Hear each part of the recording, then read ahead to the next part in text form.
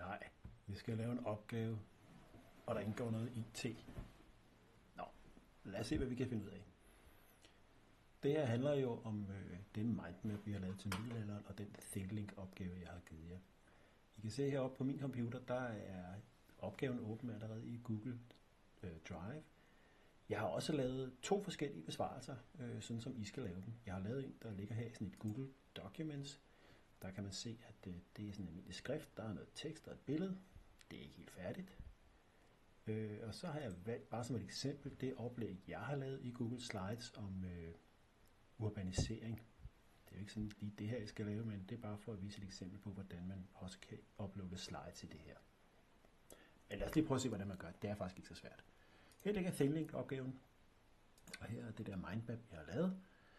Og her på slide 3, der kan du se, der får du et link til vores ThinkLink herovre på sliden. Så jeg prøver lige at trykke på den. Sådan. Vupti. Så er den åben. Nu er jeg jo allerede bruger i ThinkLink, så det er ret nemt for mig. Men, så jeg kommer lige ind her, men hvis I ikke er bruger, så skal de oprette jer som bruger. Hvis jeg trykker på blyanten herover, så kommer jeg i sådan en edit-udgave, så jeg faktisk kan lave om på vores ThinkLink. Så ser det sådan her ud. Og så får jeg sådan en lille kryds. Nu kan jeg se, nu sætter det her op i øverst til venstre på billedet. Og det er sådan set bare sådan en placeringsting. Og det jeg har lavet, det er jo i første omgang noget om pesten. Og det vil jeg godt sætte en knap her. Sådan. Så kan I se, så kommer der herover til venstre sådan en lille menu. Og blandt andet er der plads til at sætte et link ind her. Og det er det, jeg skal have fat i. Jeg skal bare finde det link på det lille oplæg, jeg har lavet. Så jeg går ind på dokumentet her. Det ser sådan her ud. Og så går jeg ned på File herovre, og så trykker jeg Publish to Web. Sådan. Og så får jeg en URL, et link, jeg kan sætte ind her. Jeg trykker lige på det, højreklikker og trykker på Kopier. Nu sidder det i udklipsholderen og er lige klar til at smide ind i ThinkLink. Så gør jeg det over.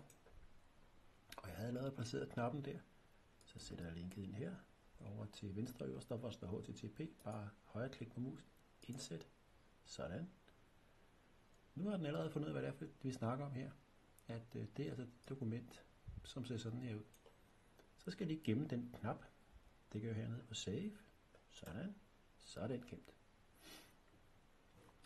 Men så vil jeg også smide det der slideshow ind, som hedder middelalder og urbanisering. Så går jeg lige over på det og gør præcis det samme. Jeg går i File. Så tager jeg Publish to Web. Sådan her. Og så får jeg lidt mere, jeg skal vælge imellem her. Der vil godt have, at jeg lige fortæller, hvor lang tid at de der slides skal stå, inden at den kører videre med det, men vi holder bare fast i de 3 sekunder. Det fungerer meget godt. Og så siger jeg Publish. Og så spørger mig lige, er du nu helt sikker på det her? Yes, det er jeg. OK på den. Sådan. Så fik jeg det link, jeg skal bruge. Det ligner det fra før. Jeg højreklikker på det. Kopierer det. Så er det klar til at smide i ThinkLink. Så går jeg herover. Hvor skal vi sætte det? Det handler om urbanisering. Lad os sætte det her. Sådan. Samme ting opstår. Vi får plads til et link herover til venstre. Sætter musen ind. Højreklikker. Indsæt. Og siger Save til den. Bum.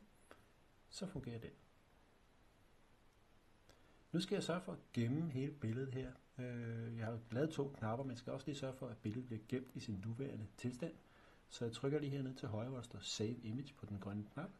Trykker på den, således. Så er vi tilbage, og nu er de 2 knapper sat ind. Se, den her fungerer fint. Der står det hele.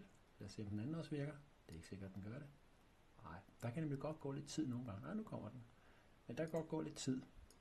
Og som I kan se her, så skal man altså passe på, når man bruger slides, fordi hvis man skriver småt, som jeg har gjort, så er det overhovedet ikke til at læse her. Så man skal sørge for, at de slides, man bruger, hvis man vælger at bruge det, altså der står ikke ret meget på hver, der skal være stor skrift. Så det er kun, hvis man har lyst til at lege lidt, ellers så er det nok det nemmeste at bruge Google Documents, som vi har gjort her. Det er bare det. Super nemt. Jeg glæder mig til at se det, I har lavet.